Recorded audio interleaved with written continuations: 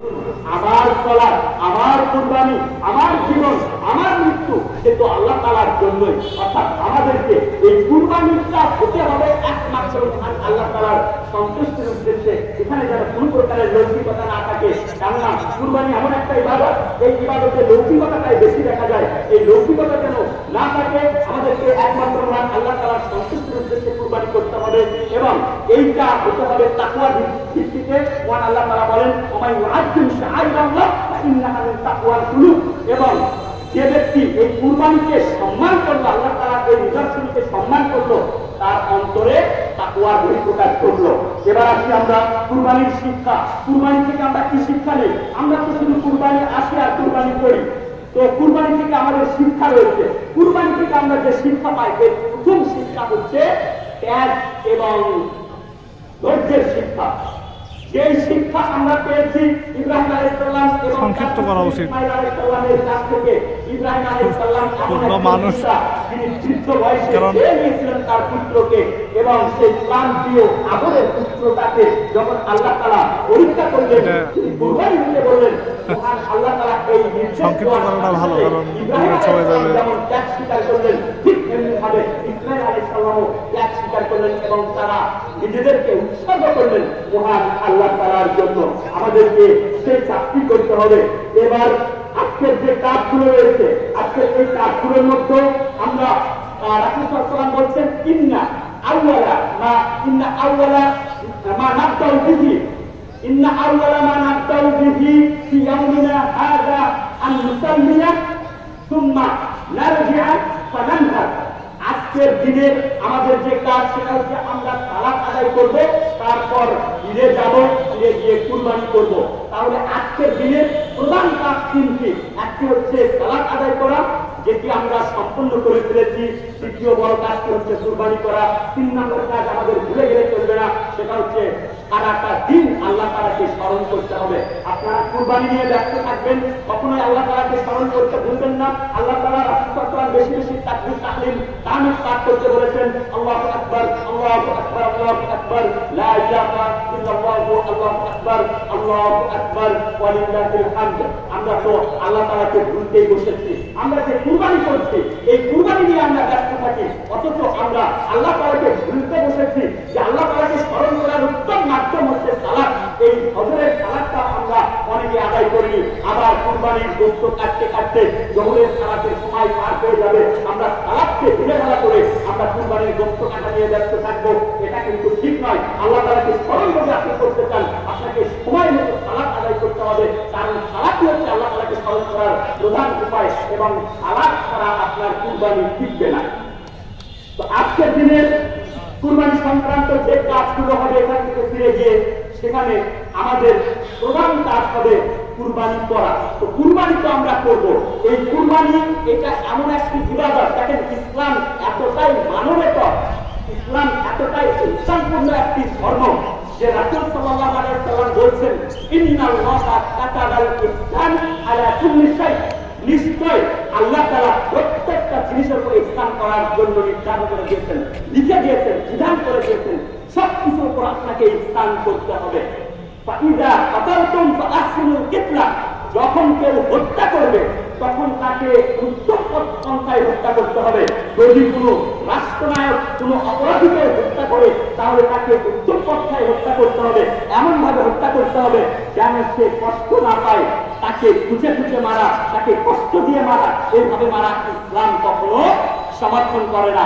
এটাই ইসলাম, এটাই শান্তির ধর্ম ইসলাম। অথচ যারা এই ইসলামকে জঙ্গিবাদ করে আখ্যায়িত করে, তারা এই সমস্ত হাদিসগুলো তাদের চোখে পড়ে না। আমরা দেখতে পাই, আমরা দেখতে আজকাল অনেক কিছু দেখতে পাই, অনেক দেশে আমরা দেখতে পাই অনেক গরু মহিষকে এমন ভাবে বল্লম দিয়ে খুঁচিয়ে খুঁচিয়ে আঘাত করতে করতে তারা খেল তামাশা করতে করতে মারে।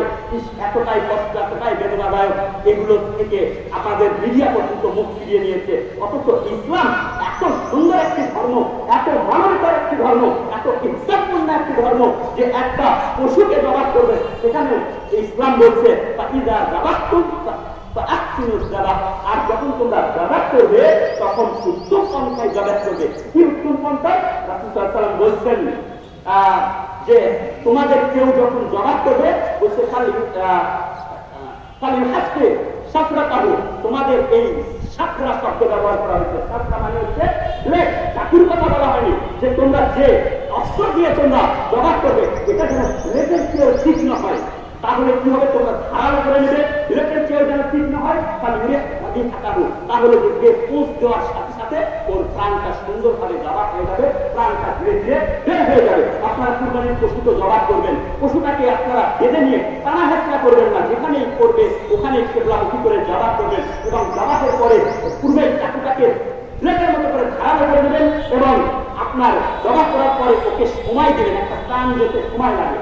যারা পোশাক দিয়ে বা আপনার পাক লোক দিয়ে যারা এই কাজটা করে নেন, অনেক সময় তাদের আরো এজেন্ডা থাকে, আরো অন্য জায়গায় কুরবানি থাকে, যার কারণে তারা তাড়াহুড়ো করতে থাকে। অনেক সময় দেখবেন যে তারা কি করে খোঁচাখুচি করে দ্রুত প্রাণ যাওয়ার জন্য। এটা কখনো করতে দেবেন না, এটা করলে আপনার ওই প্রাণীটা অনেক সময় হার্ট অ্যাটাক হয়ে যায়, তখন কিন্তু এটা আর বৈধ হবে না।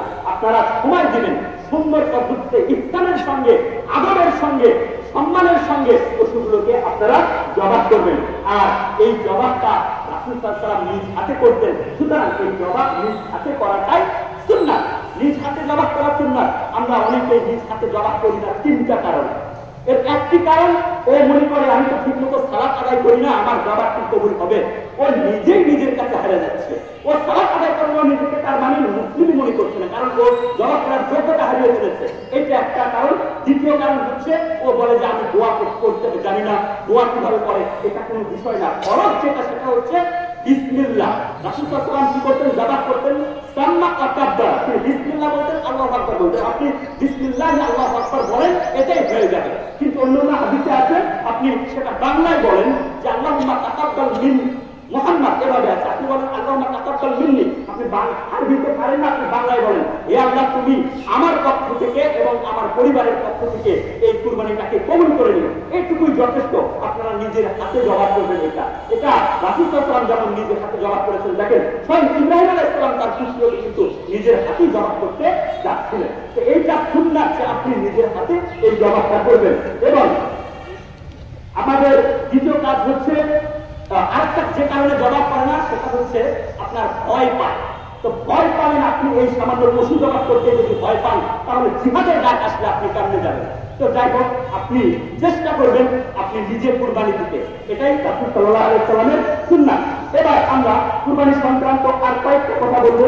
সেটা হচ্ছে এই কুরবানি করার পর এই পশুগুলোকে আমরা গোশত বন্টনের যদি বিষয় বলি, আমি গুরুত্বপূর্ণ দুইটা পয়েন্টে আলোচনা করে শেষ করবো, কারণ কুরবানির ঈদে আলোচনা দীর্ঘায়িত করা ঠিক নয়, কারণ আমাদের আরো বড় কাজ রয়েছে। পশু গোশত বন্টন সংক্রান্ত বিষয় নিয়ে আমরা অনেক জায়গায় দেখি যে 3 ভাগে ভাগ করে এইরকমটাই করে। তো কোরআন সুন্নাহ মোতাবেক কি আমরা জানতে পারছি, মহান আল্লাহ তাআলা সূরা আজ-জার 2 জায়গায় বলেছেন ফাকুলু মিনহা ওয়া আত'ইমুল বাঈসাল ফাকির, তোমরা নিজেরা খাও এবং কি করো, তোমরা অভাবগ্রস্তদেরকে সেখান থেকে খাবার দাও। অন্য আয়াতে আল্লাহ তাআলা বলেছেন ফাকুলু মিনহা ওয়া আত'ইমুল কানিআ ওয়াল মুক্তার, তোমরা নিজেরা খাও এবং অভাবগ্রস্ত যারা চায় তাদেরকে দাও এবং যারা চায় না তাদেরকেও দাও। রাসূল সাল্লাল্লাহু আলাইহি ওয়াসাল্লাম বলেছেন ফাকুলু ওয়া আত'ইমু ওয়াত্তাকিলু, তোমরা খাও, জমা করো এবং কি করো, অন্যদেরকে খাওয়াও। রাসূল সাল্লাল্লাহু আলাইহি ওয়াসাল্লাম আরেকটা বর্ণনায় বলেছেন কুলু ওয়াত্তাকিলু ওয়া তাসাদ্দাকু, খাও, জমা করো এবং সাদকা করে দাও। এই সমস্ত সবকিছুর ভিত্তিতে আমরা যে কাজটা করি সেটা হচ্ছে নিজেরা খাই এবং ফকির মিসকিনকে দেই, আত্মীয় স্বজনকে দেই, এইভাবেই বলা হয়েছে। কিন্তু আপনি কোথাও কিন্তু এটা পাবেন না যে কুরবানির গোশতকে 3 ভাগে ভাগ করতে বলা হয়েছে, এমনটা পাবেন না। যে 3 ভাগে ভাগ করতে হবে এমনটা পাবেন না। কিন্তু এভাবে আমরা 3 শ্রেণীর মানুষকে দিয়ে থাকি। এখন এইটা কি সমান ভাগে ভাগ করতে হবে নাকি এটা কম বাড়া হলে চলবে? এটা কম বাড়া হলেও চলবে, আপনাকে ইহসান করতে হবে। আপনাকে কিন্তু বলা হয়েছে এই কুরবানির একটি শিক্ষা হচ্ছে তাকওয়া। আল্লাহ তাআলার নিকটে কুরবানি পৌঁছে না। মহান আল্লাহ তাআলা বলেন লা ইয়ানালুল্লাহু দুহুমুহা ওয়ালা দিমাউহা ওয়ালাকিন ইয়ানালুহু তাকওয়া মিনকুম। আল্লাহ তাআলার নিকটে এই কুরবানির গোশত পৌঁছে না, রক্ত পৌঁছে না, বরং পৌঁছে তাকওয়া। তোমাদের অন্তরের মধ্যে কি রয়েছে? যে অন্তর কি শুধুমাত্র এই গোস্ত খাওয়ার জন্য কুরবানি দিল, মানুষকে দেখানোর জন্য কুরবানি দিল, নাকি এইটা আল্লাহ তাআলাকে সন্তুষ্ট করার জন্য কুরবানি দিয়েছে? যদি আল্লাহ তাআলাকে সন্তুষ্ট করার জন্যই কুরবানি দেয়, আল্লাহ তাআলা সেটা অন্তরের খবর রাখেন। রাসূল সাল্লাল্লাহু আলাইহি ওয়াসাল্লাম বলেছেন, ইন্নাল্লাহা লা ইয়ানজুরু ইলা সুওয়ারিকুম ওয়া আমওয়ালিকুম। আল্লাহ তাআলা তোমাদের চেহারার দিকে তাকান না, যে কার কুরবানি কত বড়, কার কুরবানি লাখ লাখ টাকা, কার কুরবানি ওই ৫-১০ হাজার টাকা, এটা আল্লাহ তাআলা দেখেন না। এবং কার কুরবানির সম্পদ কত, এটাও আল্লাহ তাআলা দেখেন না। ওয়ালাকিন ইয়ানজুরু ইলা কুলুবিকুম ওয়া আমালিকুম। বরং আল্লাহ তাআলা দেখেন তোমাদের অন্তর, তোমাদের অন্তরটা কি বলছে এই কুরবানি সম্পর্কে। কুরবানি কি আল্লাহ তাআলার সন্তুষ্টির জন্য করছো, নাকি লৌকিকতার জন্য করছো, মানুষকে দেখানোর জন্য, সামাজিকতা রক্ষার জন্য, আত্মীয়তা রক্ষার জন্য, গোস্ত নিজে নিজে খাওয়ার জন্য? এইটা আল্লাহ তাআলা দেখবেন। হ্যাঁ, আল্লাহ তাআলা আপনাকে গোস্ত খাওয়ার অনুমতি দিয়েছেন, তবে ইনসাফ ভিত্তিতে আপনি কি করবেন? এই গোস্তটা বন্টন করবেন। যে ব্যক্তি বছরে 2-1 দিন গোস্ত কিনে খাওয়ার সামর্থ্য রাখে, এই ব্যক্তি যখন কুরবানি দেয় বেশি বড় কুরবানি দিতে পারে না। আবার এই ব্যক্তির ফ্যামিলিতে দেখবেন 6-7টা সদস্য আছে, ওর কুরবানির গোস্তই যদি হয় 9 কেজি 10 কেজি, ও 3 ভাগে ভাগ করলে পাবে 3 কেজি, ও খাবে কি, অন্যকে দেবে কি? এই সমস্ত জায়গায় ও নিজের জন্য বেশি রেখে অল্প কিছু গরিব মিসকিনকে আত্মীয়স্বজনকে দেবে। কিন্তু যে ব্যক্তি দুদিন পর পরই গোস্ত কিনে খাওয়ার সামর্থ্য রাখে, এই ব্যক্তি কুরবানিও কিন্তু অনেক বড় হয়। এই ব্যক্তি নিজের জন্য রাখার পরে বেশিরভাগ গুলো সে গরিব মিসকিন এবং আত্মীয়স্বজনের কাছে দিয়ে দিল। এটাই ইনসাফ ভিত্তিক বন্টন। আর এই কথা বললাম বলে আপনি আবার মনে করেন না যে সবকিছু জোরে করে নিয়ে চলে যাবেন, এমনটা নয়। আপনার অন্তর কিন্তু আল্লাহ তাআলা দেখছেন। সুতরাং কুরবানির একটা বড় শিক্ষা হচ্ছে তাকওয়া। তাকওয়ার ভিত্তিতে আপনাকে কুরবানি করতে হবে। আপনি যদি শুধু গোস্ত খাওয়া নিজে নিজে ভক্ষণ করার চেষ্টা করেন, তাহলে কিন্তু এই কুরবানি আর আল্লাহ তাআলার নিকট কবুল হবে না, সেই কাবিলের মতো অবস্থা হবে। এরপর আমরা আসি যে কুরবানির সর্বশেষ আমার এই পয়েন্টটা, কারণ আলোচনা দীর্ঘ হয়ে গেছে, যে কুরবানির গোস্তের কোনো বিনিময় দেওয়া যাবে না। আমরা অনেকেই অন্যের জনের কাছ থেকে গোস্ত কেটে নেই, সেটা কোষায়ের কাছ থেকে হোক বা হতদরিদ্র অন্য মানুষদের কাছ থেকে আমরা কেটে নেই। আপনি ওই গোস্ত কাটার বিনিময়ে, ওই পশুটাকে আপনার পরিষ্কার করার বিনিময়ে যদি আপনি তাকে গোস্ত দেন, তাহলে আপনার কুরবানি কবুল হবে না। বরং যাদের কাছ থেকে আপনি কাজ করে নেবেন, তাদের সঙ্গে আপনার কন্ট্রাক্ট হবে টাকার বিনিময়, যে আমি তোমাকে এত টাকা দেবো, আমার এই কাজগুলো করে দিতে হবে, আমি কিন্তু গোস্ত দিতে পারবো না। তারপর যখন এই কন্ট্রাক্টটা শেষ হয়ে যাবে, আপনি তাকে টাকা দিয়ে দিলেন, এইবার আপনি তার থেকে ইনস্টল করেন। যেহেতু এই কাজগুলো যারা করে তারাও কিন্তু গরিব শ্রেণীর মানুষ, তখন আপনি গরিবদেরকে যেমন দিতেন তাদেরকেও আপনি হাদিয়া হিসেবে দেন, এটাই হবে উত্তম। কিন্তু আপনি যে কাজ করেছেন, তাই আপনি মনে করবেন লোকটা আমার কাজ করে দিল, সুতরাং লোকটাকে আমি কাজের বিনিময়ে একটু দিয়ে দিচ্ছি, এটা কিন্তু আপনার কুরবানি কবুল হবে না। কোনো কিছুই কুরবানির গরুর রশি থেকে শুরু করে নিয়ে পায়ের লোম খুর পর্যন্ত কোনো কিছু বিনিময় করবে না। যদি আপনি বিনিময় করেন, তাহলে কিন্তু কবুল হবে না। এ পর্যায়ে আমরা আলোচনার শেষ অংশে চলে এসেছি। এইটা এমন একটা মুসল্লা, সেই মুসল্লাটা সর্বপ্রথম আজকে শুরু হয়েছে, নতুন এই মুসল্লাটা এখানে শুরু হয়েছে, এবং এই মুসল্লাটা এখানে আপনার অনুমতি নিতে অনেক কষ্ট করতে হয়েছে যারা এটা পরিচালনা করছেন তাদের।